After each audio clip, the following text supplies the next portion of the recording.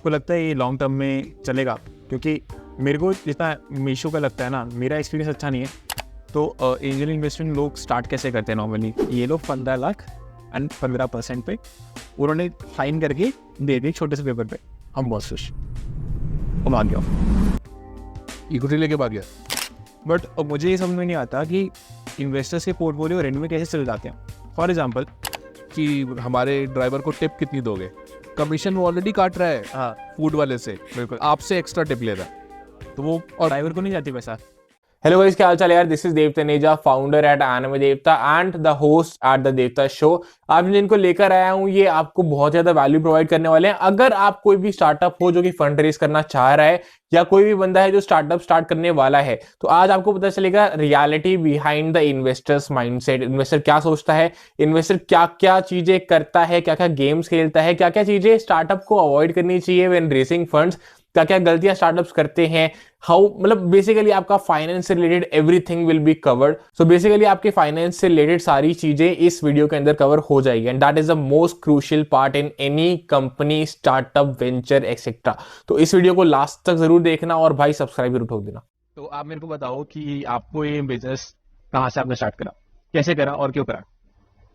मैंने पूरी लाइफ में ये सीखा था कि फाइनेंस या टेक्नोलॉजी में अगर आप हो तो आप एक्स्ट्रॉर्डिनरी पैसा कमा सकते हो। ओके। क्योंकि मेरी रीडिंग बहुत थी, मैं स्कूल टाइम से ही 2-3 घंटे न्यूज़पेपर पढ़ता था, बुक्स पढ़ता था, और फिर रोज 2-3 घंटे मैं आज तक पढ़ रहा हूँ। ओके। तो मैंने जब वो .com बूम से पहले का टाइम था, जब ये सारे Amazon.com आई थी, माइक्रोसॉफ्ट आई थी और काफी बहुत राइज हो गए थे, तो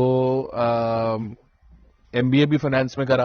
ओके। फिर जो कंपनीज में रिस्पॉन्सिबिलिटीज हैंडल की, Deloitte and Touche finance, financial advisory, Times of India का वेंचर आर्म, ब्रांड कैपिटल, वहां से इन्वेस्टिंग सीखी।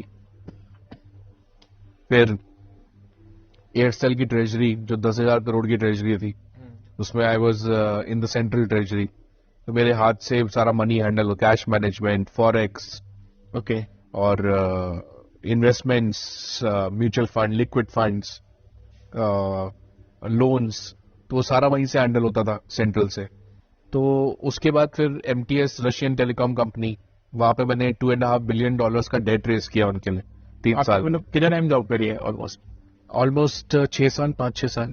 5 साल में इतनी सारी कंपनी से? हाँ, इतनी सारी इसलिए स्विच करी क्योंकि मैंने बिजनेस के बाद जॉब ज्वाइन की थी, और मेरे को ये था कि मैं इसमें से सीख के और फिर खुद की कंपनी सेट करूंगा। तो मैं अलग अलग फील्ड्स मैंने ज्वाइन किए। पहले मैंने फाइनेंशियल एडवाइजरी ज्वाइन की डिलॉयट में, फिर मैंने इन्वेस्टमेंट्स की which is the by side, फिर मैंने ट्रेजरी ऑपरेशंस किया एयरसेल में, फिर MTS में डेट हैंडल किया जो उनके लिए रेस किया, और लास्टली मैं CFO बन गया। I was chief financial officer with distribution logistics. वो 1500 करोड़ की कंपनी थी, जो अमेरिकन प्राइवेट इक्विटी फंड है गuggenheim पार्टनर्स, उनकी कंपनी थी। तो मतलब आपका स्टार्टिंग से डिसाइड था कि आपको खुद का फर्म ही खोलना है? करना है मुझे, लेकिन फाइनली जब मैंने स्टार्ट किया तो पहले मैंने एक स्टार्टअप लॉन्च किया, वो हेयर एक्सटेंशंस में था। ओके। हाँ, तो जब मैंने वो 2-2.5 साल किया तो मैंने रियलाइज करा कि मैं पूरी जिंदगी फाइनेंस करता आ रहा हूँ, और मैंने स्टार्टअप में मार्केटिंग का काम कर रहा था, तो फाइनेंस का इतना काम था नहीं उसमें। हाँ। तो फिर मैंने वो अपने पार्टनर को बोला कि आप ही हैंडल करो उसको, मेरी अभी भी इन्वेस्टमेंट है उसमें 36%। ओके। फिर मैंने कंसल्टेंसी वेंचर शुरू किया 2016 में, 40 की एज में। तो मतलब आपकी स्टार्टिंग क्या ऐसा मूवमेंट था आपने डिसाइड कर लिया कि मेरे को तो फर्म करनी है, यानी खुद का ही कुछ करना है, एंड जॉब वगैरह से मैं एक्सपीरियंस के लिए कर रहा हूँ या फिर मैं नॉलेज के लिए कर रहा हूँ? मैं श्योर नहीं था, I was not so sure. क्यों? उसका रीजन ये था कि मेरी वाइफ जो मेरी क्लासमेट थी MBA में, she was always in a finance job. Okay. तो वो बहुत जल्दी she became the youngest vice president in the history of SBI capital. 29 की एज में वाइस प्रेसिडेंट बन गई थी। ओके। तो मैं उसकी ग्रोथ देखता था, मुझे लगता था ये फाइनेंस का काम कर रही है। मैं बिजनेस कर रहा था IIT JEE एंट्रेंस कोचिंग का। अच्छा। तो फिर मुझे जब वो बिजनेस बेचा मैंने 2006 में, तो मेरे सामने ऑप्शन था कि या तो मैं फाइनेंस में जॉब कर लूं, और मुझे डिलॉयट की जॉब मिल भी गई। तो कुछ ऐसा हुआ कि वो बस सीक्वेंस बन गई पूरी। तो आपने किसको बेचा? मैंने नारायण इंस्टीट्यूट हैदराबाद। अभी चल रहा है? दिल्ली में चल रहे हैं उनके 3 सेंटर्स, रोहिणी, अशोक विहार और कमला नगर। ओके, तो आपने फिर 2016 में स्टार्ट करी ये सब कंसल्टेंसी वेंचर। ओके, तो इसमें आपका बेसिकली वर्क क्या होता है, मैं थोड़ा ब्रीफ करोगे? तो एक हमारा है वेंचर कैपिटल डिवीजन है, जिसमें हमने 450 वीसी फंड्स का नेटवर्क बनाया है, जो सिंगापुर में है। इंडिया के फंड्स सारे एक्टिव फंड्स हैं, दुबई के कुछ इन्वेस्टर्स हैं, गिफ्ट सिटी के हैं, और यूरोप के हैं, यूके के हैं, यूएस के हैं। तो इनके साथ हमारी पार्टनरशिप है कि हम उन्हें क्वालिटी डील्स ला के देंगे और अच्छी वैल्यूएशन पे ला के देंगे। तो हम उनको डील्स देते हैं, तो वहां से इन्वेस्टमेंट होता है, वो एक है। दूसरा लॉयल वीसी जो कैनेडियन वेंचर कैपिटल फंड है, I am a venture adviser with that fund. तो उनका जो इन्वेस्टमेंट्स होता है उसमें we have to help them make the investment. और उनका एक बड़ा यूनिक मॉडल है, वो इंडेक्स ड्रिवन इन्वेस्टमेंट बोलते हैं उसको। ज्यादातर वो आईवी लीग कॉलेजेस जैसे इंसियाड है उसकी एलुमनाई की कंपनीज में ही डालते हैं। और उनका इंडेक्स मॉडल है कि हमने सेक्टर पकड़ लिए, इस सेक्टर के हमको 5 चाहिए, इस सेक्टर के हमको 6 चाहिए, और वो उस सेक्टर के अंदर जब वैल्यूएशन मैच करती है, आईवी लीग मैच करता है, आइडिया मैच करता है, में डाल देते हैं। तो मतलब वो सिर्फ एक से पार्टनरशिप थोड़ी करी होगी उन्होंने, बाकी लोगों से भी करी होगी आई गेस? बाकी लोगों से भी की हुई है, बट वो है कि किसको वो विद टाइम चूज करते हैं कि जिसकी ओपिनियन को वैल्यू करते हैं। हाँ, वो चीज होती है। तो तीसरा फिर हमारा डेट है। अभी हमने जीपी इको सोल्यूशंस का डेट कराया है 10 करोड़ का। ओके, प्री आईपीओ कंपनी है, 103 करोड़ का टर्नओवर है। I am a independent director in that company also. तो डेट कराते हैं, और डेट में तो मतलब आप कोई भी टाइप का डेट देख लो जो पॉसिबल है वो कराते हैं। मतलब क्या इंटरेस्ट रहता है नॉर्मली? सिक्योर्ड अनसिक्योर्ड के ऊपर डिपेंड करता है। ये तो सिक्योर्ड डेट था। हाँ, तो इसका मतलब मुझे बताना तो नहीं चाहिए क्या है, but it was best in the market, मतलब ऑलमोस्ट 10% के आसपास। 10% तो बहुत अच्छा है, क्योंकि मुझे तो ओनली लाइक 12 ही देता है अभी आजकल। हाँ, मतलब लेकिन वो हमारा रिलेशनशिप भी थोड़ा वर्क करता है उस पर कि बैंक कहता है कि भाई हमें इतना बिजनेस आता है यहाँ से, और क्वालिटी डील तो होती है, सारे कंप्लायंसेस मीट होते हैं। ठीक है। उसके बाद consulting and virtual CFO services का भी है। वर्चुअल सीएफओ कैसे होता है? ज्यादातर स्टार्टअप्स जो है वो फाइनेंस के काम के लिए सीए के ऊपर रिलाई करती है। हाँ, कि सीए कर देगा। हाँ, सीए का जो माइंडसेट होता है वो बहुत ही टैक्स कैसे बचाना है, और ओल्ड स्कूल टाइप का होता है कि रियल एस्टेट में डाल दो, म्यूचुअल फंड में डाल दो। मतलब उनका जो एक बैलेंस शीट पे जो पॉसिबिलिटीज होती है प्ले करने की स्टार्टअप इन्वेस्टमेंट लेके, वो सीएस का उतना हैंडल नहीं होता। तो हम क्या करते हैं कि we provide CFOs who are virtual CFOs, और वो सारा जितना भी फंडिंग रिलेटेड और स्टार्टअप रिलेटेड को जो हेल्प चाहिए होती है एक स्टार्टअप को, वो सारा प्रोवाइड करती है। जैसे इंडिया में तो काफी टाइप की चीजें हेल्प करनी पड़ती हैं। जैसे स्टार्टअप फंडिंग होएगी तो क्या टर्म शीट होएगी, टर्म शीट के क्या क्लॉजेस साइन करने चाहिए। हाँ, और फंडिंग आप ले रहे हो तो आपको स्टेजेस में लेनी है या एक ही बार में लेनी है। फिर उस फंडिंग अगर आपने सारी ले ली तो उसको डिप्लॉय कहाँ करोगे। फिर आप वीसी फंड वाला आपसे हर महीने कैश फ्लो मांगेगा कि अपना कैश फ्लो प्रोजेक्शन दिखाओ। कहीं you are not, I hope you are not running out of cash, और मेरे कैश को मैनेज कैसे करोगे। तो उसका फाइनेंशियल मॉडल अपडेटेड जो कैश फ्लो का जाता है, वो सारी चीजें वर्चुअल सीएफओ करता है। मतलब उसके लिए फुल टाइम सीएफओ रखने की जरूरत नहीं होती, क्योंकि नॉर्मली तो सीएफओ का बहुत बड़ा रोल रहता है कंपनी में। बड़ी कंपनी में ज्यादा रहता है, स्टार्टअप में तो आई गेस सब। बड़ी कंपनी में ये होता है ना, जैसे 5 कंट्रीज में ऑफिसेज हैं। अब कंप्लायंस पूरी करने बैठ जाओ इंडिया में तो मतलब it is full time job. हाँ, कभी कोई क्वेरी आ रही है कहीं से, इनकम टैक्स की क्वेरी आ गई, जीएसटी की क्वेरी आ गई, फिर किसी क्लाइंट ने बोला कि मेरे को ये चाहिए, तो काम बहुत हो जाता है। तो मतलब बेसिकली आपकी एक टीम होती है जिसको हम डाटा भेजेंगे कि मेरा लॉजिस्टिक्स का इतना खर्चा है, मेरा एसएससी का इतना खर्चा है, एंड आप मेरे को बताओ कि मेरा फ्यूचर प्रोजेक्शन क्या है, क्या मेरे को कम करना चाहिए, क्या ज्यादा करना चाहिए।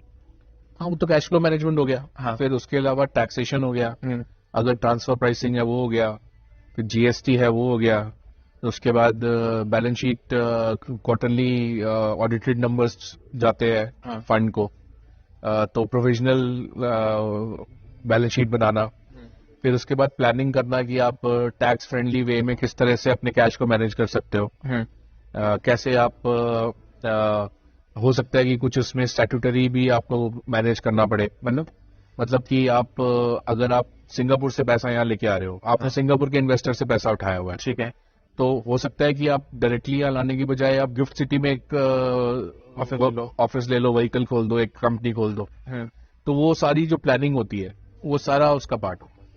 तो जैसे एक मेरा क्वेश्चन है जो कि आई गेस हमारा सीवी नहीं दे पा रहा आंसर, और बाकी मैंने 2-3 लोगों से और पूछा ई कॉमर्स में, बट वो भी कर नहीं पा रहे हैं।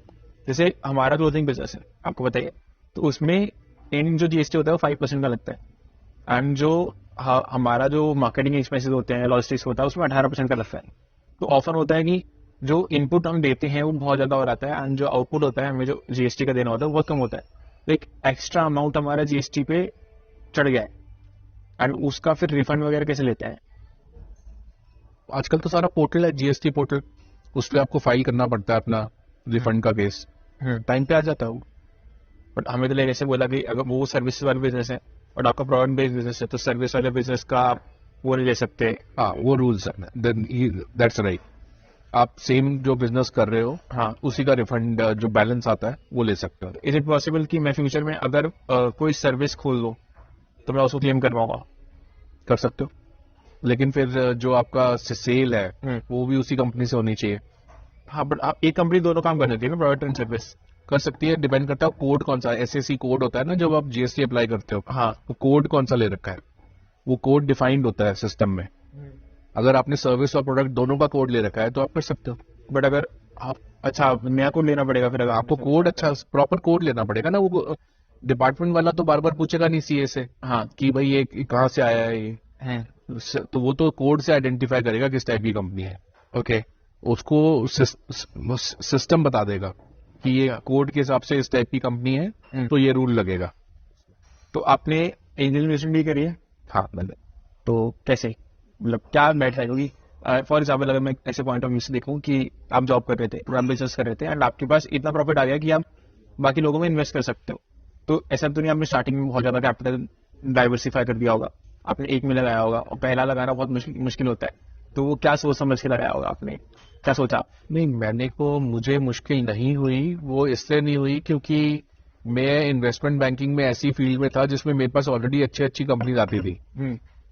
हाँ। तो मेरे लिए पिक करना बड़ा आसान था कि हाँ, ये कंपनी है जो मुझे समझ में आ रही है, ये फाउंडर है जो मुझे समझ में आ रहा है, इसकी वैल्यूएशन भी रिजनेबल मांग रहा है, इसके दिमाग में 100 करोड़ की फिगर नहीं घूम रही, तो फिर मैंने वहां पे जाके कर दिया। जैसे अनीमोई टेक्नोलॉजीज एक कंपनी है, they are into robotics and artificial intelligence software.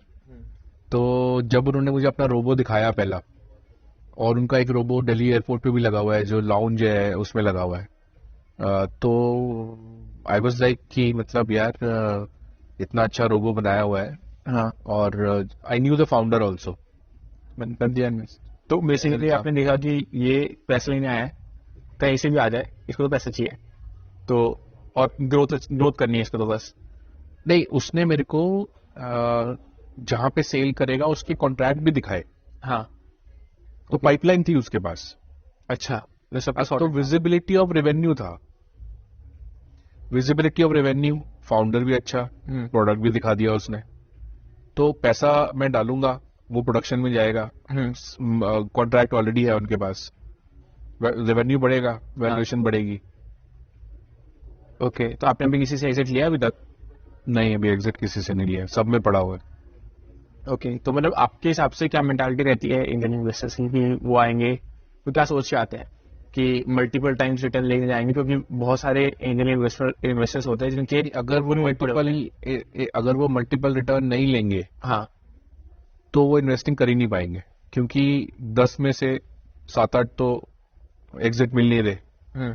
अभी आपको पता है जो वीसी फंड की लाइफ होती है वो 8 to 10 ईयर्स होती है सेबी के हिसाब से। 10 ईयर्स के बाद सेबी कहती है फोल्ड योरसेल्फ, फोल्ड अप कर जाओ, मतलब जो इक्विटी है बेच के बंद कर दो, और 10 साल पूरे हो गए और इन्वेस्टर को उसका पैसा वापस कर दो। ये क्या बात है? ये रूल है, सेबी का रूल, फिर 10 साल का ही फंड होता है। ओके। अब क्या है कि 100 ऐसे फंड हैं जो 10 साल पूरे हो गए, एग्जिट मिली नहीं है, कुछ में मिली है कुछ में नहीं मिली, और वो 10 में से 70% 7 कंपनीज रख के बैठे हैं जिनका उनको एग्जिट नहीं मिल रहा। ओके। अब वो कैसे एग्जिट करें, बंद कैसे करें, इन्वेस्टर को पैसा कहां से दें, वो एग्जिट ही नहीं है। तो वो एग्जिट तो तभी कर सकते हैं। वीसी में तो ये होता है ना कि आपके पास 10 इन्वेस्टर्स का पूल है जिन्होंने फंड में डाला एंड वो एक कॉमन फंड लगा रहे हैं, तो कंपनी को अब पैसा नहीं मिल रहा एग्जिट करने के लिए। ये कह रहे हो आप? जिस कंपनी में इन्वेस्ट किया हुआ है, हाँ। उसके शेयर्स पड़े हुए हैं, अब वो कंपनी में फ्यूचर राउंड ऑफ फंडिंग भी नहीं हो रही, हाँ। और उसका आईपीओ भी नहीं हो रहा, तो एग्जिट नहीं कर सकते एग्जिट हो। कैसे करोगे? जो अच्छी चल रही थी वहां से आप एग्जिट कर गए, तो आपके पास 10 में से 7 वो पड़ी है जिसमें एग्जिट नहीं। सेबी कह रहा है बंद करो, इनको बेचो इक्विटी को, तो पैसा वापस करो। तो अगर बंद कर दिया तो पैसा खत्म, वो खत्म। मतलब अगर आज बंद कर दिया और इस इक्विटी की कोई वैल्यू नहीं है, हाँ। पहली बात वो बंद कैसे करेंगी, वो इक्विटी तो पड़ी हुई है। हाँ। तो वो लड़ रहे हैं जो AIFs हैं, ऑल्टरनेटिव इन्वेस्टमेंट फंड्स जो हैं, वो सेबी से आजकल जो डिस्कशन चल रहा है वही चल रहा है, मीडिया में भी देखा होगा आपने। वो कह रहे हैं कि हम कैसे बंद करें, यू आर सेइंग 10 साल पूरे हो गए, बंद कर दो, हमें एग्जिट नहीं मिला, हम कैसे बंद करें। तो they are exploring different things. जैसे मैं CFO था इसमें, डिस्ट्रीब्यूशन लॉजिस्टिक्स में, उसका जो व्हीकल था इन्वेस्टमेंट का, गूगलआई ने जो व्हीकल बना रखा था वो इंफ्रास्ट्रक्चर इंडिया फंड बना रखा था UK में, वो लंदन स्टॉक एक्सचेंज पे लिस्टेड था, ये उसमें AIF में, ऑल्टरनेटिव AIM। तो उन्होंने क्या करा, अपनी जो इक्विटी थी इन्वेस्टमेंट में, वो बैंक को प्लेज कर दी, जैसे, और वो प्लेज करके लोन दिलवा दिया कंपनी को। तो उसका वो प्लेजिंग अलाउड नहीं है, वो अच्छा। इन्वेस्टर का पैसे से आपने इक्विटी खरीदी है, उसको आप बैंक को बिना इन्वेस्टर से पूछे कैसे दे सकते हो। तो उस पे भी आजकल डिस्कशन चल रहा है सेबी का। पर अगर वो नहीं करते तो इन्वेस्टर्स को पैसा नहीं मिलता, तब भी वो बोलता वो क्या करे, मतलब ना पैसा मिल रहा है ना एग्जिट मिल रही है, है टाइम पूरा हो गया है, तो बहुत रिस्की। तो रिस्की है ऐसे बहुत। इंडिया में जो पिछले 10 साल में फंड्स ऐसे हैं जो ना बंद कर पा रहे और ना, उनकी लिस्ट 100 से ज्यादा है। ओके। और ग्लोबली तो क्या होता है कि US में जो लिक्विडिटी अवेलेबल है, money liquidity, dollar liquidity, that is minimum 10 times more then in India. तो वहां पे क्या है, वो कर देते हैं बंद। यहां पे बंद करने में जो इन्वेस्टर्स हैं वो कह रहे हैं कि भाई आप बंद करना क्यों अलाउ कर रहे हो, हमारी इक्विटी का क्या होगा, हमारे पैसे का। ओके। तो वो है, बट ये तो फैक्ट है ना कि 10 में से आपकी सारी इन्वेस्टमेंट अच्छी नहीं जाती। हाँ। जिन इन्वेस्टर्स का मार्केट में नाम आता है जो बहुत अच्छा इन्वेस्टमेंट कर रहे हैं, उनकी भी 10 में से 5 या 6 अच्छी नहीं जाती, मतलब 3 या 4 ही हैं जो 3-4 ही है। तो उनको हाई वैल्यूएशन पे नहीं बेचोगे, चाहे वो फंड हो या एंजल इन्वेस्टर हो, तो पैसे कहां से कमाओगे। तो मतलब तभी ऐसा होता नहीं है। हमारे वो इन्वेस्टर है DLF मोतीनगर में रहते हैं, हाँ। भाटिया जी, 28 कंपनीज में पैसा डाला हुआ। अब उसमें से 3 कंपनीज सुपर हिट चल रही हैं, 25 नहीं चल रही हैं। अब उन 3 में अगर नहीं कमाएंगे तो वो जो 25 में डाला है वो कहां से आएगा। तो तभी मतलब एक इन्वेस्टर कहता है कि आपने एक बार मतलब फंडिंग लेनी में इसलिए फटाफट से राउंड रेस करो ना, ताकि उसको एग्जिट मिले। नहीं, इतनी जल्दी वो एग्जिट लेगा तो मतलब 2-3 रुकता है ना होता है। एक साइकोलॉजी होती है, जो कच्चा इन्वेस्टर होता है, हाँ। उसकी ये साइकोलॉजी होती है कि मेरे जो प्रॉफिट वाले हैं उनको जल्दी बेच दो और अपना प्रॉफिट बना लो। हाँ। वो कच्चा इन्वेस्टर करता है, जो नया इन्वेस्टर होता है। जो पका हुआ इन्वेस्टर होता है, वो अपनी जो बेस्ट चल रही होती है उनको लंबे टाइम तक खींच के कि ये तो डबल ट्रिपल 10 टाइम्स होगी तब बेचूंगा, क्योंकि इसी से तो कमाना है। ओके। तो फॉलो ऑन राउंड्स में यूजुअली VC फंड नहीं बेचता। ओके। एटलीस्ट जैसे अगर उसे सीरीज A में डाला है तो C-D-E तक नहीं बेचेगा, E में बेचेगा या फिर प्री IPO में बेचेगा या IPO में बेचेगा। तो यूजुअली कितना टाइम लगता है A से D तक या E तक? अगर सब कुछ ठीक चल रहा है, कंपनी का रेवेन्यू ग्रोथ है, कंपनी ग्रो कर रही है, तो सीरीज A से सीरीज E तक हाँ मिनिमम 3 साल 4 साल मिनिमम ना। हाँ। बट ऐसा मैंने देखा है कि पहले बाद में तो बड़ी टीम हो जाती होंगी, पर एक एक डील को क्लोज करने में 3 से 4 महीने लगता है। फिर जब हमने फंड रेज करने का ट्राई करा था, मतलब जब मैं घुसा था इस स्टार्टअप के अंदर, तो मेरे को काफी लोगों ने बोला था कि अब तो 6 से 7 महीने लगते हैं डील को क्लोज करने में। ऐसा नहीं, कोई रूल नहीं है, हो सकता है 15 दिन में हो जाए। हाँ, मतलब मैंने अभी ऐसे लोगों को देख रहा हूँ जो कि मेरे को जो बोले शार्क टैंक के भैया हैं, मतलब मैं भैया ही बोलता हूँ उनको एक इन्वेस्टर मिला, उन्होंने 3-4 साल से कंपनी चलाई प्रॉफिटेबल से, इन्वेस्टर मिला ऑनलाइन नीड पे, उन्होंने सीधा चेक लिया एंड ट्रांसफर कर दिया। कोई रूल नहीं है, डिपेंड करता है कि वो क्लिक कैसे हो गया। अब अगर वो प्रोसेस ड्रिवन अप्रोच है तो ज्यादा टाइम लगता है।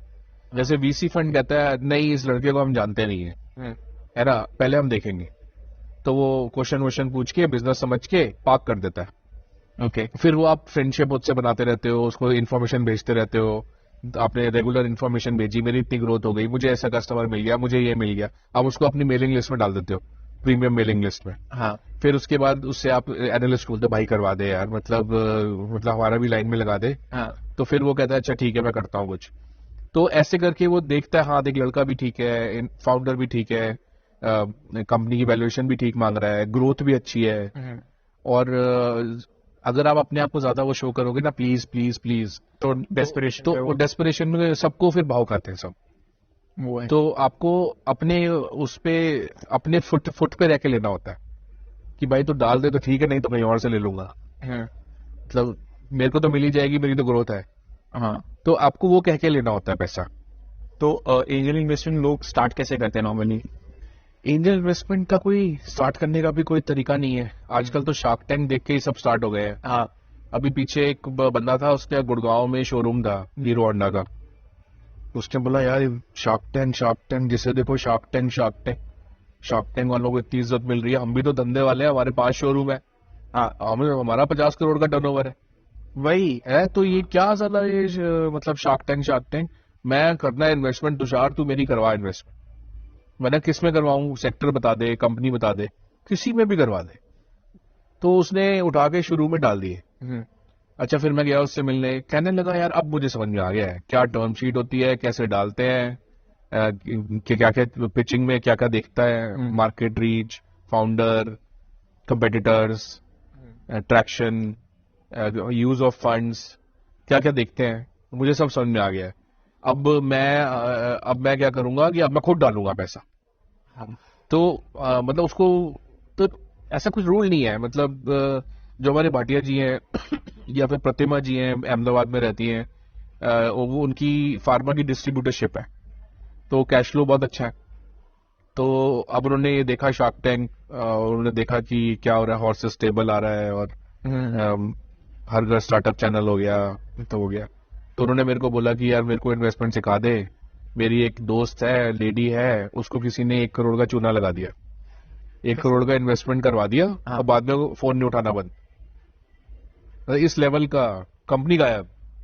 तो मैं उसमें फंसना नहीं चाहती इस टाइप के चक्कर। ऐसा भी होता है यार वो लेडी भोली सी थी, मतलब हस्बैंड का पैसा था उसके पास, तो शी वांटेड टू इन्वेस्ट कि मैं भी करूं। तो अब कुछ लोगों की बातों में आ गई, I don't know the exact case, but she lost 1 crore. क्योंकि एक हमारे साथ हुआ था कि जब हम स्टार्ट ही कर रहे थे ना कंपनी, मतलब हमारे वर्किंग करते हुए 1st महीना था एंड ऑफिशियली वेबसाइट पे दूसरा महीना ही था, हमने कुछ भी सेल नहीं की, हमारी 20-25 हज़ार की सेल थी, उस पे एक हमने पिच करा एंड काफी कॉम्पिटिशन के साथ पिच करा। एक इन्वेस्टर आया था, मैं नाम नहीं लूंगा, बट उन्होंने कहा कि तुम्हारी 1 करोड़ की वैल्यूएशन लेंगे, ठीक है, एंड ये लोग 15 लाख एंड 15% पे, हमने 10% मांगा था, तो उनका 20% देंगे, फिर नेगोशिएट करके 15 लाख 15% पे। कोई समझ नहीं थी कि कब कितना परसेंटेज लेना है, कितना पैसा चाहिए था, फिर नीड भी थी कि वैसे की वो भी नहीं थे, उन्होंने साइन करके दे दी छोटे से पेपर पे, हम बहुत खुश, मान गया, इक्विटी लेके भाग गया। इक्विटी नहीं ली, अच्छा वैसे बस बोल के भाग गया। एंड हमारे साथ नहीं, अराउंड 12-15 साढ़े साथ हुआ एंड न्यूज छप रही है 80 लाख इन्वेस्टेड, सब कुछ हो गया, लिंक पे डाल रहे हैं, सब कुछ कर रहे हैं, एक बंदे का इक्विटी लेके भाग गया था उसमें। बट हम लकी थे कि हम इक्विटी लेके भाग तो सकता ही नहीं, वो तो आरओसी की वेबसाइट पे नाम होता है कि बंदे किसका इक्विटी है, रिवर्ट नहीं कर रहा, रिवर्ट नहीं कर रहा, वो सोच रहा होगा शायद इससे मेरे पैसे बन जाएंगे। हाँ, तो वो लेडी का ऐसे हुआ था, तो प्रतिमा जी ने बोला कि मेरे को इन्वेस्ट करना है लेकिन मैं धोखा नहीं खाना चाहती। तो मैंने उनको क्या करा, मैंने उनको पिचिंग कराई कंपनीज की कंपनीज के पर्सनली फाउंडर से मिलवाया पर्सनली। इनफैक्ट कई बार तो एक बार वो छत्तीसगढ़ गई, रायपुर में मेरे क्लाइंट से मिल के आई, पूरा उसका सेटअप देख के आई कि जेन्युइन है, फिर इन्वेस्ट किया। हाँ, तो ऐसे मतलब करवाया उनका। तो एंजल आजकल तो हाउसवाइफ भी एंजल है, इंडस्ट्रियलिस्ट भी एंजल है, स्टूडेंट भी एंजल है, जिसका सीईओ भी एंजल है। जैसे आप म्यूचुअल फंड में डालते हो ना, स्टॉक मार्केट में डालते हो, फिर आप कहते हो चलो मैं थोड़ा स्टार्टअप में भी डाल दूं। It is an investment. आपको लगता है कि ऐसी कुछ ऐप्स आती है टाइप करके, लाइक इन्वेस्टमेंट ऐसे कुछ, जो मतलब आपको लगता है कि एक इन्वेस्टमेंट बैंकर का रोल चेंज कर सकती है, रिप्लेस कर सकती है? टेक्नोलॉजी तो एंजल लिस्ट जैसे यूएस में है, ऐसे यहाँ पे लेट्स वेंचर है। अब लेकिन वो क्या करते हैं, they are like an IB investment banker, लेकिन वो एक डेटाबेस बना के बैठे हैं इन्वेस्टर्स का अपनी वेबसाइट पे, जिसके लिए वो चार्ज करते हैं। तो वो क्या करते हैं, वो प्लेटफॉर्म ऐसा एक बना देते हैं जो मोनोपोली प्लेटफॉर्म है। मतलब उस प्लेटफॉर्म पे अगर आप नहीं हो तो आपको अच्छी डील लगेगा, मुझे की मुझे नहीं मिली। और अगर आप स्टार्टअप हो तो आपको लगेगा यार अगर मैं लेट्स वेंचर पे नहीं हूँ तो मेरे को अच्छा इन्वेस्टर नहीं मिलेगा। तो वो करते हैं, मैच मेकिंग करते हैं और इन्वेस्टर से भी पैसा लेते हैं, ईयरली सब्सक्रिप्शन, और स्टार्टअप से लेते हैं कि boss we are charging you this money, in this money in the next 3 days your deal will go to our investors many times. बार बार एसएमएस जा रहा है, ईमेल जा रही है, तो वो 3 दिन का आपको प्रमोशन प्रॉमिस करते हैं और उसमें से फिर जितने कमिट्स आ जाते हैं उस कमिट्स के हिसाब से चार्ज कर लेते हैं। ये मेरे साथ टेक्नोलॉजी इज देयर। ऐसा हुआ कि मैंने कहीं पे ना एज अ स्टार्टअप वो साइन अप कर रहा था, बट उन्होंने मेरे को एज अ इन्वेस्टर की लिस्ट डाल दिया। मेरे पास अभी भी रोज है ना मेरे साथ ही लाती रहती होगी एंड वीडियो पिक्चर्स आ रही है, मैं सबकी देख रहा हूँ बैठ के मैंने कहा कहाँ पैसा डालू, मैं लेने आया था ये तो यू रजिस्टर्ड रॉन्गली। नहीं, मैंने स्टार्टअप में रजिस्टर करा था। अच्छा, उन्होंने शायद से मेरे को गलत लिस्ट में डाल दिया। अच्छा, यू कैन चेंज इट। हाँ, बट क्यों करना है, दिख रहा है क्या आ रहा है मार्केट में। तो कोई ऐसे इन्वेस्टमेंट बैंकिंग फर्म स्टार्ट करना है तो कैसे करता है, कितना इन्वेस्टमेंट लगता है उसमें नॉर्मली? देखो, इन्वेस्टमेंट बैंकिंग फर्म सेबी से लाइसेंस लेना पड़ता है, और कैटेगरीज होती है उसकी लाइसेंस की। उसके बाद आपको रिसोर्सेज आपको 2 टाइप की बहुत क्वालिटी की चाहिए होती है। एक आपको एनालिस्ट बहुत क्वालिटी का चाहिए, जो आपका सारा डॉक्यूमेंट बना दे। एक आपको बीडी का बंदा चाहिए, बिजनेस डेवलपमेंट, जो क्लाइंट से फेसिंग हो और क्लाइंट को हमेशा अच्छी तरह डील करे। और उसके बाद आपको जहां से फंडिंग कराओगे, इन्वेस्टर्स, बैंक्स, उनके रिलेशनशिप मैनेज करने के लिए रिलेशनशिप मैनेजर्स चाहिए। ओके, क्योंकि बार बार मिलना पड़ता है। हाँ। सरकारी बैंक से करा रहे हो तो हर बात पे वो बोलते हैं मिलने आ जाओ। बैंक से इन्वेस्ट करते हैं स्टार्टअप्स में, मतलब इक्विटी में तो नहीं करता है? नहीं, फ्रॉम देयर लोन बुक नहीं करते, लेकिन उनके डिविजन्स खुले होते हैं जहां से वो थोड़ी थोड़ी स्टार्टअप एक्टिविटी करते रहते हैं, because they need startup accounts also. Okay, जैसे एक स्टार्टअप की 15 मिलियन की फंडिंग होगी तो HSBC, कोटक, दे वांट कि ये अकाउंट हमारे यहाँ खुले। अच्छा, 15 मिलियन का कैश है भाई, हमारे प्रोडक्ट्स में डाले, हमारे म्यूचुअल फंड में डाले, हमारे अकाउंट में पड़ा रहे पैसा, उनका भी कैश फ्लो बनता रहेगा। करंट अकाउंट में तो वैसे ही इंटरेस्ट नहीं देना पड़ता। हाँ, तो इसलिए HSBC बहुत एक्टिव है, कोटक बहुत एक्टिव है। तो ये लोग स्टार्टअप इवेंट्स को स्पॉन्सर करते हैं। हाँ, मैंने देखा। HSBC दिखेगा आपको, कोटक दिखेगा। मुंबई महाराष्ट्र साइड तो बहुत ज्यादा है, मतलब हाँ, दिल्ली में भी है। तो आपका मतलब as a angel investor basically earn कैसे करता है? उसको टैक्स ब्रैकेट होता है या फिर कैसे होता है? जब आप जॉब में होते हो तो आप इनकम टैक्स पे करते हो, हाँ, विच इज 30%। अगर आप खुद की कंपनी खोलते हो तो आप कॉर्पोरेट टैक्स पे करते हो, हाँ, विच इज लेस देन 25% अभी इंडिया में। अगर आप एंजल इन्वेस्टर हो तो आप बैलेंस शीट साइड में हो। हाँ, बैलेंस शीट की जो इन्वेस्टमेंट्स होती हैं, चाहे वो म्यूचुअल फंड में हो, स्टॉक मार्केट में हो या स्टार्टअप में हो, उसके ऊपर कैपिटल गेन्स टैक्स लगता है। हाँ, तो कैपिटल गेन्स टैक्स जो होता है वो 10 to 20% होता है। ओके। तो ये वर्ल्ड ओवर कंट्रीज ने एडवांटेज दे रखा है इन्वेस्टर्स को। हर कंट्री में इनकम टैक्स हाई होता है, कैपिटल गेन्स टैक्स लो होता है। ओके, ऐसे क्यों होता है? दे वांट कि दुनिया भर का इन्वेस्टमेंट उनकी कंट्री में हो। अच्छा, तुम दुनिया भर के प्रोजेक्ट्स वहां लगे, लोग बाहर का पैसा लेके आए। तो बाहर के पैसे पे भी इतना ही टैक्स होता है या उससे ज्यादा होता है अब तो? नहीं नहीं, अगर बाहर का पैसा है या इंडिया का पैसा है, अगर 1 साल के अंदर आप एग्जिट मार देते हो तो 20% इंडिया में है। हाँ। और अगर 1 साल से ज्यादा में एग्जिट मारते हो तो 10% है। ओके। सिंगापुर में चाहे आप लेस देन 2 years में एग्जिट मारते हो हाँ। तो 10% है। 2 साल से आगे एग्जिट मारते हो तो 0% है। ओके। तो ये वॉरेन बफेट और ये जेफ बीजोस, ये सारे लोग इन्वेस्टर क्यों बन जाते हैं बाद में? बिकॉज इन्वेस्टमेंट करने में टैक्स बहुत कम है, बिल्कुल। एडवांटेज बहुत है। बट और दुबई तो 0 टैक्स कंट्री। बट मुझे ये समझ में नहीं आता कि इन्वेस्टर से पोर्टफोलियो रेंट में कैसे चले जाते हैं। फॉर एग्जाम्पल, अगर मैं लेता हूँ कि मेरी 1,000 रुपए की सेल है, ठीक है, 8,000 रुपए का टर्नओवर है। अगर मेरे को नीड है कि मैं 50,000, मेरे को आप 5,000 रुपए और दे दो, 5,000 रुपए मैंने उठा लिए, एंड उसमें मैं चाह रहा हूँ कि मेरी 1,000 रुपए की सेल 5,000 रुपए लगाते ही वो 10,000 हो जाएगी, तो आपकी वैल्यूएशन तो ऑलरेडी 10 टाइम्स हो गई ना। उसमें इन्वेस्टर ने मनी कैसे लूज करी? वो तो उस टाइम पे एग्जिट ये करिए। तो आपका ट्रेडिशनल बिजनेस सेंस की तरह से आप बोल रहे हो। हाँ। मान लो आप एक ऐसे सेक्टर में बैठे हो जिसमें ऑलरेडी एस्टैब्लिश्ड प्लेयर्स हैं, और उसके अंदर आप जब सेल करने निकलोगे तो आपको सस्ते में बेचना पड़ेगा, क्योंकि उन इन्वेस्टर से आपको मार्केट खींचनी है, कस्टमर खींचने हैं, हाँ, अपनी ब्रांड की तरफ लेके आने हैं। बिल्कुल। तो एक तरफ आप मार्केटिंग में ज्यादा पैसा खर्च कर रहे हो कस्टमर को लाने के लिए, उधर से प्राइस पे सस्ता बेच रहे हो, मार्जिन कम हो गए। तो जहाँ पे यूनिट इकोनॉमिक्स खराब हो जाती है, इसको बोलते हैं यूनिट इकोनॉमिक्स। हाँ। तो जब ये यूनिट इकोनॉमिक्स खराब हो जाती है तो उसके बाद क्या होता है कि अगर ये लंबे टाइम तक चलता जाए तो बैलेंस शीट में लॉसेज आ जाते हैं, अक्यूमुलेटेड लॉसेज आ जाते नाटो के टाइप। हैं। हाँ। हाँ। तो फिर अगर जब तक ग्लोबल मार्केट्स अच्छी चल रही हैं, फ्लो ऑफ मनी अच्छा है, तब तक तो ये पार्टी चलती रहती है। हाँ। इन्वेस्टमेंट मिलती रहती है आपको हायर वैल्यूएशन पे, लॉस करने के बाद भी आप ये कहते हो कस्टमर तो बढ़ गए, नंबर ऑफ ऑर्डर्स तो बढ़ गए, रिकरिंग भी हो रहे हैं। हाँ, तो वो आप वो दिखा के आप वैल्यूएशन बढ़ा लेते हो। लेकिन जब ग्लोबल पार्टी खराब होती है, जब रिसेशन आ जाते है, जैसे यूएस में फंडिंग विंटर चल रही है, हाँ, तो वो कहते हैं कि हम ऐसे बिजनेस में पैसा नहीं डालेंगे जो लॉस करता है, बिल्कुल। जो यूनिट इकोनॉमिक्स जिसकी खराब है। तब आपको अपना बिजनेस प्लान चेंज करना पड़ता है, आपको अपने प्रोडक्ट के प्राइस बढ़ाने पड़ते हैं, और मार्केटिंग का स्पेंड कम करना पड़ता है, और लोगों की सैलरी कट करनी पड़ती है, और लोगों को जॉब से निकालना पड़ता है। अच्छा। और जैसे ही आप ये करना शुरू करते हो तो जो आपकी आर्टिफिशियल ग्रोथ बनी हुई थी, हाँ। वो ग्रोथ आपकी 80% से 5% पे आ जाती है। ओके। तो इन्वेस्टर कहता है यार ये तो सिर्फ 5% वाली कंपनी है ग्रो करने वाली, हाँ। तो इसमें मैं डालूं या नहीं डालूं।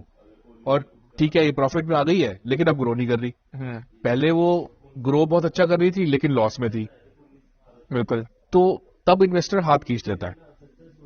और तब वहां पे जब वो हाथ खींचता है तो कंपनी क्या होता है, वो ना वो फास्ट ग्रोइंग रही, ना वो मार्केटिंग का पैसा रहा उनके पास, ना कस्टमर उनका बहुत अच्छा मार्जिन दे रहा है उनको। पहले तो इसलिए दे रहा था क्योंकि वो लॉस में बेच रहे थे, बिल्कुल। हाँ। तो कस्टमर को एक ऐसी चीज मिल रही थी जो उसको एस्टेब्लिश कंपनी से नहीं मिल रही थी। ये कहा। तो मतलब ये जैसे अभी पहले एक वो आया था, एक कहते ट्रेंड आया था मार्केट के अंदर कि आईआईटीएंस को पैसा डाल दो, जो जो आईआईटी से निकल रहा है उससे पैसा डाल दो एंड उनकी कंपनी बड़ी बड़ी यूनिकॉर्न बननी जाएगी। ठीक है, जैसे अभी ये बहुत सारी यूनिकॉर्न बने थे, तो कि अभी ऐसे ग्रोवर सबके उस पे थे, क्लासमेट्स वगैरह थे। तो अभी आपको लगता है कि अगर अभी इन्वेस्टर्स पैसा नहीं डालेंगे तो बंद हो जाएगी वो? कौन सी कंपनी की बात कर रहे हो? कोई भी, मतलब ऐसे यूनिकॉर्न्स वगैरह जो बने हुए हैं अभी लॉस के अंदर है बहुत सारे, ये अभी लेंसकार्ट है या फिर बाकी बड़े ब्रांड्स हैं, शुगर है, ये सारे लॉसेस के अंदर है। नहीं, अगर आप पिछले 6 महीने देखो, हाँ, 6 महीने में सबने अपने आप को लॉसेस कट करके प्रॉफिटेबल बनाने की कोशिश की है। जोमैटो प्रॉफिटेबल हो गया है, स्विगी प्रॉफिटेबल, पेटीएम लॉस बहुत कम हो गया है, सबने रिट्रेंच करे। जोमैटो की आप ऐप देखो, जोमैटो की आप ऐप देखोगे, ये आ रहे हैं सारे प्रोडक्ट्स जो मुझे करने हैं, सबके जो आपने लास्ट टाइम प्रोडक्ट देखा था ना वो सारा टॉप पे दिखा रहा है। हाँ, आपको लालच दे रहा है। हाँ? फिर आप नीचे देखते हो तो वो कहता है कि हमारे ड्राइवर को टिप कितनी दोगे। हाँ, +10 कमीशन वो ऑलरेडी काट रहा है हाँ, फूड वाले से, बिल्कुल। आपसे एक्स्ट्रा टिप ले रहा है। तो वो और ड्राइवर को नहीं जाती पैसा। जाता है जो आप देते हो वो जाता है, हाँ लेकिन जो उसको देना होता है ड्राइवर को, जोमेटो को, वो फिर कम देगा जब वो आपकी टिप जा रही है उसके पास। हम्म, उसके बाद जैसे ही आप प्रोडक्ट सेलेक्ट करते हो, हाँ आप कार्ट आ जाती है, कार्ट पे उसके नीचे 2 एक्स्ट्रा प्रोडक्ट ऑलरेडी जुड़े होते हैं कि सर इसके साथ ये ट्राई कर लो। आप देखते हो ये हमको आपको हटाना पड़ता है, हाँ, और लोग नहीं करते उसको। कई बार नहीं करते। हाँ। अच्छा, फिर कॉफी, कोल्ड कॉफी आ रही है तो एक की जगह 2 डली होती है। तो बेसिकली जितने भी ट्रिक्स वो यूज कर सकता है, मतलब आपसे पैसा निकालने के लिए, वो यूज कर रहा है बेशर्मी से। मतलब 50% ऑफ अप टू 250 रुपए। हाँ, मतलब वैसे भी डबल रेट पे बेच रहा है। जो चीज आपको यहाँ कॉस्ट करेगी, हाँ वो ही डबल आपको जोमेटो पे मिलेगी। तो 100% मार्कअप पहले से है। ठीक है। उसके बाद वही ट्रिक्स भी सारी लगा रखी है, इसलिए प्रॉफिटेबल हो गया। जो ये चीज नहीं कर रहे, ये सोच के कि हम ये करेंगे तो हमारा मार्केट लूज हो जाएगा, वो फिर लॉसेस में है। बट ये ओएनजीसी वगैरह आ गया, देन इसके बाद तो इनको डैमेज हुआ होगा काफी ज्यादा। ओएनडीसी आए हुए कितना टाइम हो गया? मतलब अभी ट्रेंड में तो अभी आया है, पहले तो काफी टाइम से था वो। जोमेटो तो जोमेटो है। आज भी अगर किसी को डिलीवरी बिजनेस शुरू करना है, जोमेटो के अलावा कोई कर ही नहीं सकता। Swiggy is not so good. बस सही है। और तो आपको 30% देना पड़ेगा कमीशन। अब आपने बटर चिकन 1000 रुपए का बेचना है, 300 तो जोमेटो ले गया। हाँ तो it has become monopoly platform. But जैसे नए वो नहीं लेंगे 30% तो चल ही जाएंगे वो, क्योंकि ठीक है, चल नहीं पाएंगे। और इंडिया जैसी कंट्री में इतनी वास्ट कंट्री है कि उसको कवर करने के लिए खर्चे बहुत है। बिल्कुल। तो it is like I am giving you an example कि कंपनी कैसे यूनिट इकोनॉमिक्स पे पॉजिटिव होने की कोशिश कर रही है। बिल्कुल। अभी मैंने ना और भी देखा है कि क्योंकि जोमेटो हर जगह रीच नहीं कर पाता, तो टायर 2 टायर 3 सिटीज में झटपट टाइप की कुछ कंपनीज है, या फटाफट करके क्या नाम था, बट वो ऐसे एरियाज को कवर कर रही है, गाँव वाले एरियाज को, क्योंकि लोगों का हैबिट तो उसी की है। बट उन सिटीज, उन जगहों पे है ना वो जोमेटो पहुंचाना, क्योंकि वो प्रॉफिटेबल नहीं है वहां पर। देखो, अब ये तो वाली बात है कि मीशो जैसे आया था, तो Meesho was like focusing on social commerce, and that also tier 2 and tier 3। तो ठीक है, उसने टर्नओवर अच्छा कर लिया। हाँ। आज के टाइम में टर्नओवर अच्छा है, वैल्यूएशन अच्छी है, लेकिन टिकट साइज बहुत छोटा है। ये आरपू, एवरेज रेवेन्यू पर यूजर, छोटा सा 150-200 रुपए। आपको लगता है ये लॉन्ग टर्म में चलेगा? क्योंकि मेरे को जितना मीशो का लगता है ना, मेरा एक्सपीरियंस अच्छा नहीं है। मैंने इतने यूट्यूब वीडियोस देखे हैं, इतने ज्यादा, कि ई कॉमर्स में मीशो का रिस्पॉन्स किसी का अच्छा नहीं आ रहा। जहाँ पे फ्रॉड आइटम बिक रहा है, या फिर आइटम खराब बिक रहे हैं, कॉपी बिक रहे हैं, तो वो उनको एड्रेस नहीं करना चाहिए इस इशू को, कि सस्ता तो बेच रहे हैं पर वो नकली बेच। तो उसका इशू का एड्रेस वो कर सकता है, लेकिन वो टेक्नोलॉजी के थ्रू ही कर सकता है। वो अगर एक एक बायर को फिजिकल वेरिफिकेशन करने जाए तो it is not a startup. तो वो एआई लगाएगा, वो रेटिंग सिस्टम लगाएगा, बिकॉज पहले फैशनेबल होता था to have a call centre. आजकल फैशनेबल है चैटबॉट लगा दो, IVR टाइप। हाँ, चैटबॉट लगा दो, IVR लगा दो, किसी भी हालत में कॉल सेंटर मत लगाओ। तो आजकल कॉस्ट कटिंग का जमाना है, बिकॉज मीशो को compete करना है फ्लिपकार्ट के साथ और अमेजोन के साथ, और अमेजोन की पॉकेट में है trillions of dollars of money. It the valuation is more than $1 trillion. तो उसको वो आज इंडियन मार्केट में दूसरों को खेल करने के लिए $500 मिलियन डालने पड़ेंगे, तो वो डाल देगा। उसके लिए छोटी बात है। 2 साल तक और लॉस में बेचता रहेगा। वॉलमार्ट ने भी तो भी खरीदा है इसको, फ्लिपकार्ट को। आपको लगता है उसके अंदर कितना % प्रॉफिट निकाला होगा फाउंडर्स ने और? अरे क्या बात कर रहे हो तुम, मतलब 2012 में शायद फ्लिपकार्ट शुरू हुई थी। हाँ। और $21 बिलियन की वैल्यूएशन पे बेचा है। तो क्या कैपिटल गेन निकाला होगा मेरे हिसाब से। शुरू में इन्वेस्टर्स भी थे उसमें, जिनको सबको एग्जिट मिल गई थी बाद में। ओके। तो 400-500% तो मिनिमम निकाला होगा प्रॉफिट। तो ऐसे केसेस मैंने काफी केसेस देखे कि जो प्राइवेट लिमिटेड कंपनी होती है वो बैंकरप्ट हो जाती है, पर फाउंडर पैसा लेके निकल जाता है। ऐसा कैसे पॉसिबल है?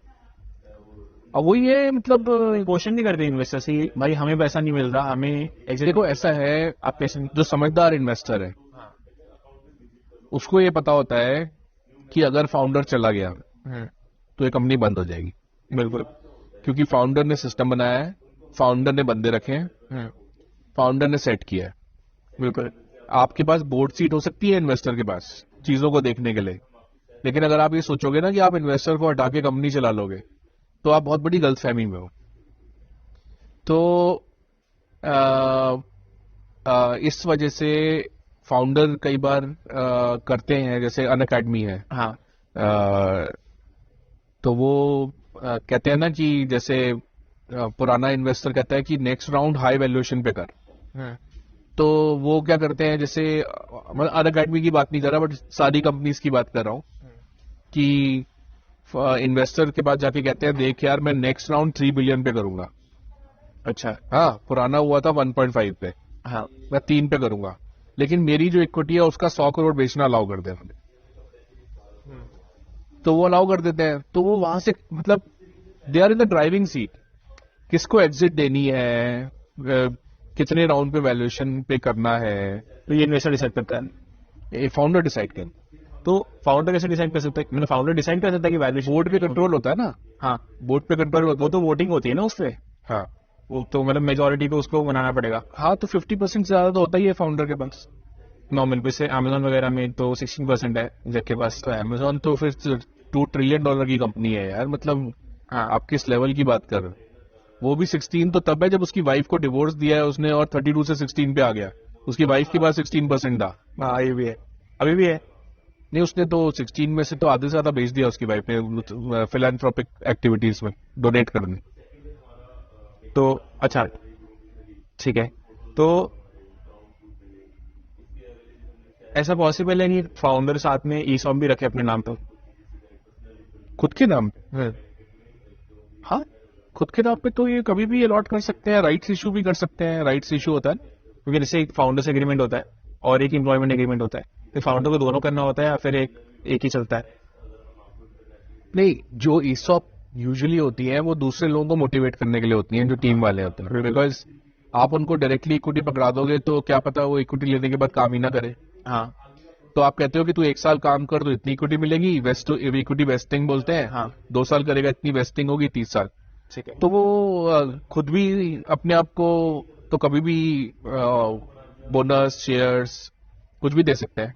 जी जैसे ईसॉप फाउंडर खुद को देता है तो मैंने नहीं सुना, बट बोनस शेयर्स तो जैसे मेरी एक्चुअली एक क्या कहते हैं, मतलब एक सीनियर वो है एंटरप्रेन्योर है जो कि जैसे सब स्टार्ट कर रहे थे, उन्होंने काफी गाइड किया था।